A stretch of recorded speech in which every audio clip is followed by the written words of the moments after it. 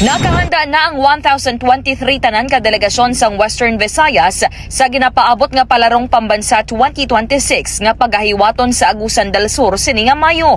Sa interview sang K5 News FM Iloilo kay Mr. Hernani Escolar Jr., ang Regional Information Officer sang Department of Education o CONDEPED Region 6, pagkatapos ang ginihiwat nga Western Visayas Regional Athletic Association o CONWIVRA amit sa Pasig, nagpahuway lang sang gamay ang mga atleta kagliwat nga nagbalik sa training. Sa among nga numero, 630 ang mga atleta, 207 ang non-officiating officials, 94 ang coaches, 21 ang assistant coaches, 47 ang chaperons, 20 ang demo sports, kag 4 naman ang kabahin sang management committee.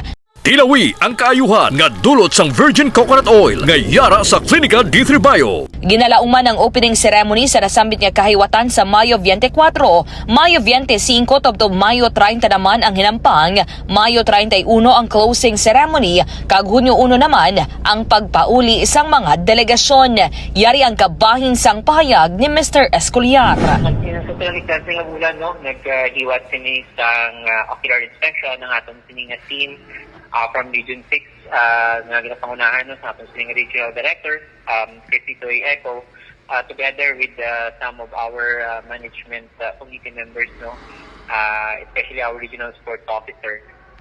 Dito sa bahin sa Agusan del Sur, agad nga number 1, na-check ang atong sining Biliting School.